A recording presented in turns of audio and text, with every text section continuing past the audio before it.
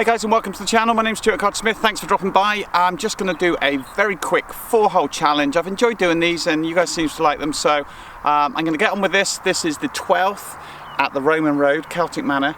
This is a absolutely beautiful hole, so I'll take you down this hole. It's almost like playing in Switzerland, but I'll give you a go. This is a par 5 followed by par 3 and then a really tight par 4 and then a par 3. We'll see what trouble we get into, and hopefully I'll explain how I might or may not get out of it. So let's go. 12th. Okay, this is Future Stew, and here we are on the 12th. We've got two big bunkers down the right hand side, so somewhere down the left would be perfect. That's okay, it's a little bit tight down the left side, but it's at least not in those bunkers. Hopefully Future Stew has mentioned these two big deep bunkers down the right hand side of this hole. It's pretty much the only thing that you don't want to go into. Just this right trap, I want to just stay to the left of it if possible, and hopefully get over the brow of the hill, which I think I've done. Let's get down there. So you can see behind me, it's just an amazing hole. You hit it over this brow. If you're lucky enough, I've had a really lucky bounce off this left side. It's bounced off to the right and kind of rolled in. It sort of naturally does that a little bit, but I wasn't really expecting quite as far as this. Yeah, we're pretty decently down here. I don't think I'm going to reach the green from here because there's probably a 280 or 290 left. But what I'm going to try and do is keep it very low, because if I throw it above this tree line, I'm going to get to a point where the ball could go anywhere. So really, sounds bad, but even a sort of a knifey top low is going to skip down there and really go quite a long way. Now, as crazy as it sounds, I could be hitting a driver here. It would be kind of a nice one to just give it a blast and hit it down there, keeping it low. But I'm going to hit my trusty 3-wood. I love this M2 Tour 3-wood. I've had it quite a while.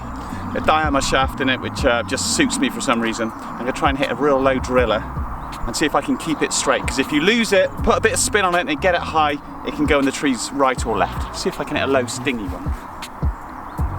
I want to see the knifey top. But here we go, down between the two, and really not to get above those tree lines because it's really windy up there. So just keeping it a bit lower. That was a little bit higher than I hoped. Yeah, not too bad.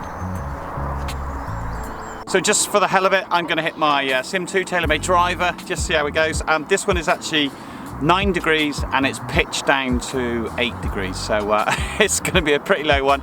I'll see if I can make contact, and we'll see if that would have been an option. I might top it, you never know. I'll give it a go. By the way, it's 305 yards from here, so if we get anywhere near, we'll be doing well. I want to see the top, don't you? So I'm always trying to fade this, get cut across it. You see that ball flight there? Nice and low. If that was on a very flat fairway, that would have only been head height, so that added height was just from the drop. Not bad though. Look how beautiful that is. So you come right the way down through here. Not sure you can see that behind me, but there's the driver that I hit. It would have run all the way down this area, so I always try and hit my driver maybe a little bit with a bit of a cut on it if I'm off the fairway, which I very rarely ever do. It's such a high risk shot, but just for you guys, I thought I'd whack one down there. I was surprised myself. But look, I've only really gained very few yards. This is where the 3-wood went, which I kind of struck okay, but this is quite sort of furry along this line, so it wouldn't have run very much. However, that did get a fair amount of run, so for me, wasn't worth the risk. I'm sure you agree. I've got a little sort of sand down from here and a little sand down from there as well. But when we look at the green, if I can zoom you in, I know the green pretty well. Let's have a look. But you can see here, there's a ridge running across there, so really I'm trying to get this, obviously I want to try and get it fairly close, but I want to try and at least get it onto this back plateau. And if I miss a little bit to the left, that won't be so bad, because then I'm going to be putting up the green. So it's kind of almost the middle of a green shot. Let's see how I go. So yeah, I'm aiming to really, I would say about 8 or 10 foot to the left of this flag, knowing that if I hit it firm, it's just going to pop up in the air. And I've struck it well, which is nice. It's coming out really well. Oh, that was good. I sort of pushed it a bit, and let's see where we got it at. Is that going to focus? Yes, we can see it. Come on, get on with it. And actually, this would have been a really tricky second shot. Taking a look at it. We've got all that undulation down the green there.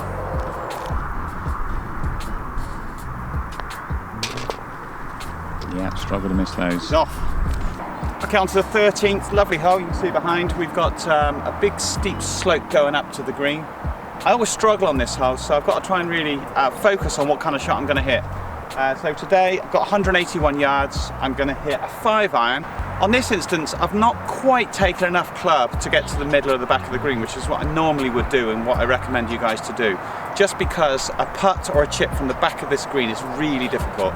Now for me, even if I miss it just slightly short, or maybe even in the bunkers, that's a lot easier up and down rather than from the back where the ball really won't stop and sometimes rolls right off the green and comes right the way down and runs into the rough. So I'm going to hit 5-iron, see if I can just get it onto maybe the front portion and hopefully try and hit a good shot. I always struggle on this hole, so I really want to try and focus on hopefully hitting a half decent shot, but we'll see where it goes. I'm not sure any of that made sense, but normally I would try and take enough club to get over that left bunker, but in this case I kind of took enough to get in it and just maybe just short of the green perhaps. But that is a peach. So it's flown and just kick off that knuckle on the right there, well, left side of that right bunker. Better than normal. Just on the green, I don't think you can see it. I'll try and zoom in, I can't imagine you're going to be able to see it, but it looks like it's about 20 feet. Let's go up here. Yeah, we can see it. Sure. Come on, get on with it. Or not? Probably yes, not. We can. Anyway, really happy with that shot. It just kicked off the left edge of that right bunker and it's rolled up to a pretty good distance. So that's the tee back up there, and this is the area where I really didn't want to miss it, because it makes for a really difficult chip down to there. I think this is the first time I've hit this green on the channel. I'm normally pull it over to the left there, which leaves me an okay chip across the green, as long as I get the weight right on my tee shot. So this one just bounced off this edge, and looks like it's just rolled round to there. I wouldn't say an easy putt, but if it goes in, it would definitely be a bonus. But 2 putts is in order of the day, really. Here we go. I sort of leave these speedy sections up just to, you know, kind of show all the process that I go in when I'm trying to hold a putt. Oh, it's so fast down there. I just ran on, and that's gone probably 8 feet past. Oh, maybe a bit more. But it is a dead straight putt. So just don't push it, don't push it. Oh, you lucky Not devil. exactly a tap in, was it? But it was dead straight. No, it wasn't. This is probably going to bite me in the ass now, because we've got a really tough hole. We've got a little gap there to hit through. So between those two kind of areas, you can miss right, quite a long way right, and it will kick back in, but it does make the shot go a lot shorter because it just hits and comes down in almost a parallel fashion. And if we go left, it's dead. So you kind of really want to go right side the fairway with a touch of draw.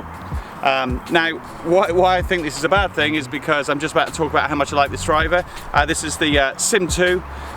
It's not the Stealth. I tried the Stealth out for a week and didn't see any better numbers. It sort of looked and sounded a little bit different, but it's taken me 8 months to get used to this one. So I just feel they bring another driver out, and you know, just as you're getting used to this one. So do go and try them out, try everything out, because some things work for people brilliantly and not quite so good for others. But for me, Sim 2, great driver, can thoroughly recommend it. I really enjoy using it. I think it's helped me put a few yards on and definitely strike the ball slightly better as well. So it has made quite a difference to me. Anyway, so let's hope I don't absolutely idiot this one into the left side, but we'll see. I'll try and hit a good one. Nice high tee peg. I'll try and hit up on it a little bit and get a nice little flight going. See if we can get it down there. And then I'll probably have about a 9-iron or a wedge into this hole if I can hit a good one. I think it goes without saying that I'm not sponsored by Taylormade. So here comes the shot. Yeah, I'm very much thinking don't go left. So out to the right's fine, because it does kick in. There's a big slope on the right there, which we'll see in a minute. A little bit too far right, right, but not too bad. It's safe. So another good bit of luck there. Can you see how slopey this is? It's unbelievable. So no, as long as really. you didn't go up into this stuff, which is quite a wide miss, it can bounce off this and down onto the fairway down there. Not sure you can see that, but we can't see that. That was pretty lucky. Oh, we can, yeah, I can see. But kind of played for. It's all about just managing everything, you know. Nice easy wedge here. I think it's 135 yards, and the pin actually is quite far back. But I'm aware that some people on the next tee watching me now, so I'm thinking just put a posy swing on it, get it on the green.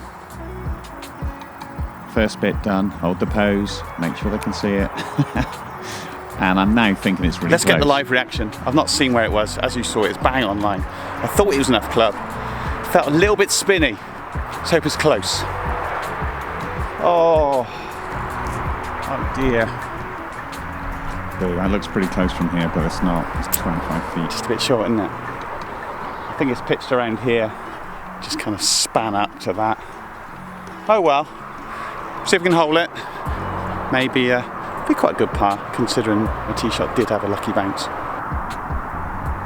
But I would say in this instance, the pin was right on the back of the green, and you really don't want to go long, especially not with a wedge, because then you short side yourself. That was okay. All the tapping, so that's all good. Would have been a nice birdie, wouldn't it? Would have been nice. One more hole left to go. 1 under. Had a few chances, but par 3 next. Let's see what we get. Well, not a few chances. We've only played 2 holes, but here we go. So it's a classic coming up. Fat Dunch is what that is called. But it looks good because it's straight, but it's short. Oops. Missed strike. Alright, I've tried to set the camera up to kind of get this one. I'm short, I fatted that one back there, unfortunately. It was online, so it's okay, short's fine. It's not left me the best of shots. You can see this big hump that I've got. Now there's 2 ways of playing this. We can run it up that hump and let it roll over the top. That's the safe shot.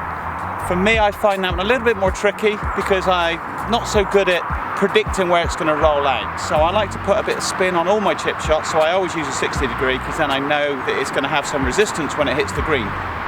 So for this one, I'm just going to try and float it up over this hump, and if I can get it in the air enough, it'll just land fairly softly and should be within 10 feet, all being well. Come on then, I do like these shots. They're sort of fun. A bit showy offy, but this is the more of a lob one. Not too high a lob, just struck it quite nicely. The bump that I'm hitting over is a lot bigger than it actually looks there. Yeah, super happy with that shot. That's up and down. And quickly going to do a quick A-time for you guys, which is not my preferred shot. I tend to lose control of these, especially up such a huge slope. And that's no exception. That's gone pelting by, and I would be really disappointed. So I thought I'd try them both for you. So the first one was with a 60 degree, which I'm really comfortable playing. I normally flip it up fairly close, and I usually think a proximity of maybe 10 feet would be great. That one was close, that's a couple of feet. I think I'll probably give myself that one. And the second one, as I said, although the bump and run really is the safe play for you guys out there, because the 60 degree wedge, obviously you've got to strike it really well each time, or really consistently, and be confident with it, otherwise you're going to thin it or you're going to duff it in front of you. Whereas the 8-iron or 7-iron, or even down to 5-iron, is quite a nice one just to bump it on the green. If you've got shots to play with because you've got a handicap, etc., then that is the one I would advise. But for me, I don't feel quite so confident. I always find I've got no control of the ball running out in the end. With the 60, I know it's going to bounce once, then check, and then it's going to be slowing down, which is much easier for me to predict rather than me doing the rolling one. But I advise you guys for the rolling one, really nice just to bump it up, because then you're going to get within probably 15-20 feet, whatever happens, and maybe practice with your 60 or practice with something that you can just get a consistent strike on. It's all about that consistent strike and knowing what the ball's going to do when it hits the green. Whatever club that is for you, keep working with it and keep practicing it and keep playing that same shot. It may be a 7-iron from as many places as you can, but just give it a go. Kind of working on where how it's lying, what it comes out like. So try all shots, don't just try the easy ones that look good. Try a few nasty ones as well and see how you get on.